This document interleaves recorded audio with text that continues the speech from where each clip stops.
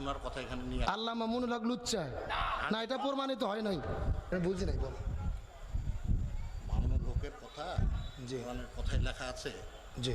আপনি এটা বয়ানে নিয়ে আসেন। আল্লামা মামুনুল হকের কথা কোরআনে থাকা লাগবে কেন? রসুলের কথা ছাড়া আলেম ওলামা গুণ নবী গুণের ওয়ারিস, আল ওলামাউ ওয়ারাসাতুল আম্বিয়া। আমার কথা শুনুন, জি। উনি একজন লুচ্চা, হ্যাঁ, ওনার কথা এখানে নিয়ে আল্লাহ মামুনুল হক লুচ্চা না, এটা প্রমাণিত হয় নাই। উঠে যান না ভাই, এখানে আসেন, বসেন, এখানে আসেন।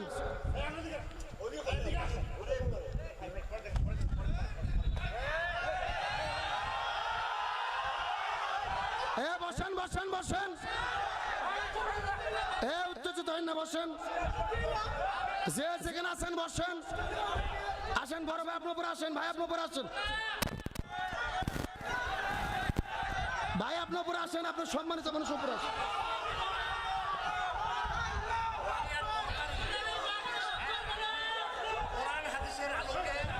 আপনি এখানে আসেন, এই লোকগুলো বসায়, আপনি এখানে আসেন, যে যেখানে আছেন বসে পড়েন, 5 সেকেন্ডের মধ্যে বসে পড়েন। জি, যে যেখানে আছেন বসেন, যে যেখানে আছেন বসেন, যে যেখানে আছেন বসেন। যে ভাইজান আপনি উপরে আসেন, আপনি উপরে আসেন, আপনি উপরে এসে বসেন। আপনার যেই প্রশ্ন উত্তর পাবেন, আসেন আলোচনা করতে। আমরা যতগুলো কথা বলছি কোরআন হাদিসের বাইরে কোনো কথা বলি নাই। আমি কি কোরআন হাদিসের দলিল ছাড়া কোনো কথা বলছি? কথা বলেন, বলছি। এখন বসেন, যে যেখানে আছেন বসে পড়েন, উত্তেজিত হবেন না, বসে পড়েন, যে যেখানে আছেন বসে পড়েন। আলোচনা চলবে, কোরআনের কথা চলবে ইনশাআল্লাহ। যে যেখানে আছেন বসে পড়েন, যে যেখানে আছেন বসে পড়েন। বসেন বসেন, আসেন বসেন, যে যে বসেন, আলোচনা চলবে, উত্তেজিত হবেন না, বসে পড়েন। জি, আপনি কেন আসেন? প্লিজ বলছি আপনাকে, আপনি কেন আসেন? আপনি কেন না আসলে পরিবেশ শান্ত হবে না, আসেন এখানে। আল্লামা মামুনুল হক মুক্তি পাওয়ার পরে দেখেছেন, মাইক নেওয়ার পরেই তিনি হুঙ্কার দেওয়া শুরু করেছেন, প্রমাণ করেছেন বাঘ খাঁচাই বন্দি থাকলেও হুঙ্কার দেয়, মুক্ত থাকলেও হুঙ্কার দেয়। তিনি বলেছেন কোনো আমাদের হিংসা নেই, আমাদের কোনো আক্রোশ নেই। ইউসুফ নবী সবাইকে ক্ষমা করেছে, আমরাও ক্ষমা করলাম। এই জমিনে কোরআন প্রতিষ্ঠার জন্য কাজ করব, বাঁচলে আমরা খিলাফত কায়েম করব, আর মরলে শহীদ হয়ে যাব। বাঁচলে খিলাফত, আর মরলে শহীদ, আমাদের কোনো টেনশন নেই।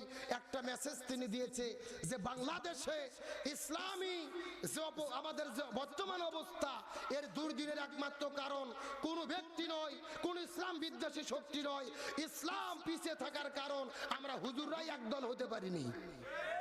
এই হুজুর ওই হুজুরের বিরুদ্ধে ফতুয়া, ওই হুজুর ওই হুজুরের বিরুদ্ধে ফতুয়া। এই জন্য আল্লামা বলেছে না, আর দলাদলি নয়, যে ঘরনার হোক, কওমি হোক, আলিয়া হোক, হেফাজত হোক, চরমোনাই হোক, জামাত হোক, ইসলামের কথা যারা বলে, একদল হওয়া ছাড়া এই বাংলার জমিনে মুসলমানদের মুক্তি হতে পারে না। তার মানে বোঝা গেল এক হওয়া ছাড়া কোনো উপায়। আমার প্রবন্ধুগণ, মুসলমান ভাইরা, এই বাংলাদেশের স্বাধীনতার মহান স্থপতি বঙ্গবন্ধু শেখ মুজিবুর রহমানের জীবনী আমি পড়েছি। অসমাপ্ত আত্মজীবনী পড়ে যতটুকু বুঝেছি, যে বঙ্গবন্ধু শেখ মুজিবুর রহমানের জনপ্রিয়তার পেছনে অন্যতম কারণ হলো তিনি যতবার জেলেবন্দি হয়েছে তার জনপ্রিয়তা তত বেড়ে গেছে। কথা কন না কে? একই রকম ভাবে আলেমেরাও যদি বন্দী হয়, জনপ্রিয়তা কমে না, বাড়ায়া দেয় কে? গত 2 দিন তা প্রমাণ হয়ে গেছে। আমাদের আল্লামা মামুনুল হক জাতীয় নেতা হয়ে ভেতরে ঢুকেছে, আন্তর্জাতিক নেতা হয়ে বের হয়ে চলে এসেছে। হযরত ইউসুফ আলাইহিস সালাম 10 বছর জেল থেকে বের হওয়ার পরে মিশরের রাষ্ট্রপতি হয়েছে। আমরা মনে করি আজ হোক কাল হোক, বাংলাদেশের মুসলমানরা যদি দিন বোঝে, ইসলাম বোঝে, কোরআন বোঝে, এই বাংলাদেশের সিংহাসনে আলেমরাই যাবে, কোরআন দেই বাংলাদেশ চলবে ইনশাআল্লাহ। এই কোরআন দেই সমাজ চলুক আমরা চাই কি চাই না? আমরা রাজনৈতিকভাবে যে কোনো দল করতে পারি, আওয়ামী লীগ, বিএনপি, জামাত, জাতীয় পার্টি ব্যক্তিগত ব্যাপার, কিন্তু মুসলমান যদি হই কোরআনের পক্ষে আমাদেরকে থাকতে হবে। আল্লাহ তাআলা কোরআন এবং ইসলামের পক্ষে থাকার তৌফিক দিক, বলেন আমিন। আপনি বসে থাকলেন, না না নয়ডাঙ্গি নয়, ওই দিকে একটা করলাম শাশুয়া, হ্যাঁ যে শাশুড়ি জি। তারপর একটা করলাম আমি 2-3টা মাহফিল করলাম, ভাই শুরু থেকে শেষ পর্যন্ত বসে থেকে শুনলো, ভাই বুঝলো না যে ওয়াজ কোরআনের হলো না বাইরের হলো। আপনি ভালো মতো না শুনলে কোরআনের কথা বুঝবেন কি? আগে পরিপূর্ণভাবে শুনতে হবে, না শুনে লোকমা দেওয়ার কোনো সুযোগ। তাহলে চিৎকার করে বলেন আলেম কত প্রকার। 3 নম্বর হলো দরবারি, দরবারি হুজুর আছে না নাই? আর 4 নম্বর হলো দরকারি। 4 নম্বর কি? দরকারি হুজুর কাকে বলে ভালো করে বুঝবেন। দরকারি হুজুরগুলো কোরআনের হক কথা বলে, কোরআনের সত্য কথা বলে, জালেমের জুলুমের ভয় করে না, প্রয়োজনে জীবনের সর্বোচ্চ বিলিয়ে দেয়, তারপরেও বাতিলের কাছে মাথা নত করে না। তাহলে আলেম হলো 3 প্রকার, সরকারি, তরকারি, দরকারি আর হলো দরকারি, আর হলো দরবারি। দরকারি হুজুর হক্কানি আলেম, এই হক্কানি আলেমদের সঙ্গে থাকবে যারা জান্নাতে যেতে পারবে তারা। এখন চিৎকার করে বলেন আমরা কি হক্কানি আলেমদের সঙ্গে থাকতে চাই?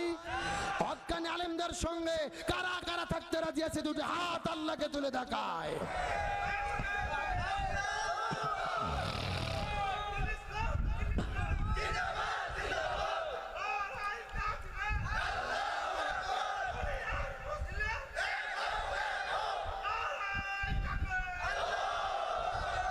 আল্লাহ তাআলা কবুল করুক, বলেন আমিন। তারা চিৎকার করে বলেন আলেমদেরকে হেফাজত করবে কি? আরো জোরে বলেন।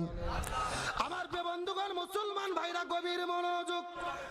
আল্লাহ তাআলা ইমানদার মুসলমানদেরকে কেমন করে সম্মান দান করবে কথাগুলো সুন্দর করে বোঝার চেষ্টা করবেন। আমি আপনাদেরকে একটা সুন্দর করে মেসেজ দেওয়ার পরে আপনাদের মধ্যে থেকে বিদায় নিয়ে চলে যাওয়ার চেষ্টা করব, কথাগুলো সুন্দর করে বোঝার চেষ্টা করবেন। আল্লাহ তাআলা আলেমদেরকে কেমনে সম্মান দান করে। এই ভারত উপমহাদেশের ভেতরে আল্লাহর একজন জগৎ বিখ্যাত আল্লাহর ওলি ছিল আল্লামা খাজা কুতুবউদ্দিন আলবেক আল কাকি রহমতুল্লাহ আলাইহি। কথাগুলো সুন্দর করে বোঝার চেষ্টা করবেন। আল্লামা খাজা কুতুবউদ্দিন আলবেক আল কাকি রহমতুল্লাহ আলাইহি যেদিন পৃথিবীর মধ্য থেকে বিদায় নিয়ে চলে যাবেন, তার মৃত্যুর পূর্বে সমস্ত ছাত্রদেরকে ডাক দেওয়ার পরে ডাক দে বলে, এ ছাত্র তোমরা ভালোভাবে জেনে নাও আমি পৃথিবীর মধ্য থেকে বিদায় নিয়ে চলে যাব, তবে আমার মৃত্যুর পরে ফোন করে দেবে। এই কথা বলার পরে সমস্ত ছাত্রগুলো কান্না করা শুরু করে দিলেন। হুজুর এটা আপনি কেমন কথা বললেন? আপনি তো ভারত উপমহাদেশের মধ্যে একজন জগৎ বিখ্যাত আল্লাহর ওলি, আপনি বিদায় নিয়ে চলে যাবেন, আপনার মৃত্যুর পরে কেন জানাজার নামাজটা পড়তে পারবো না? খাজা ডাক দে বলে, আমার মৃত্যুর পরে যদি তোমরা জানাজার নামাজটা আদায় করতে চাও, যেই লোকটা নামাজের মধ্যে ইমামতিত্ব করবে এই লোকের মধ্যে কমপক্ষে 4টে গুণ থাকা লাগবে। এই লোকের ভেতরে কমপক্ষে 4টে শর্ত